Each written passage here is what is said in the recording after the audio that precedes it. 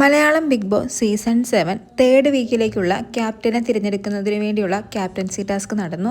Captaincy ടാസ്കിലേക്ക് തിരഞ്ഞെടുത്തിരുന്നത് അഭിലാഷ്, ആര്യൻ, ജിസേൽ ഇവരെ 3 പേരെയുമായിരുന്നു. അങ്ങനെ ഇവരുടെ 3 പേരുടെയും ടാസ്ക് ഇപ്പോൾ നടന്നു കഴിഞ്ഞിരിക്കുകയാണ്. ഇവർക്കുള്ള ടാസ്ക് ഇതായിരുന്നു.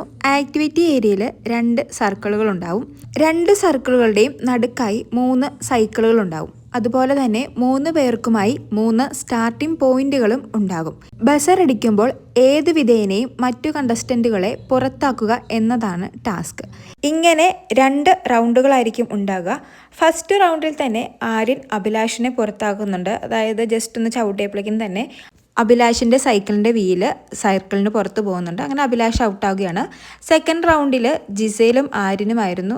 ഇത് കുറച്ച് നീണ്ടു നിന്ന റൗണ്ടായിരുന്നു. 2 പേരും നല്ലതുപോലെ തന്നെ പരിശ്രമിച്ചു. അവസാനം എന്തായാലും ആര്യനെ ചവിട്ടിയൊന്നും ജിസേലിനെ താഴെയിടാൻ വേണ്ടി പറ്റിയില്ല. ലാസ്റ്റ് എന്തായാലും കൈകൊണ്ട് എടുത്ത് ജിസേലിൻ്റെ സൈക്കിളിൻ്റെ വീല് സർക്കിളിൽ മുട്ടിക്കുന്നുണ്ട്. ഇങ്ങനെ എന്തായാലും ജിസേലും ഔട്ടായിരിക്കുകയാണ്. ഫൈനലി 3ാമത്തെ ക്യാപ്റ്റനായി തിരഞ്ഞെടുത്തിരിക്കുന്നത് ആര്യനെയാണ്.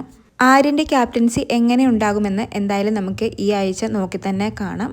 ലൈവിലെ കൂടുതൽ വിശേഷങ്ങളുമായി വീണ്ടും വരാം.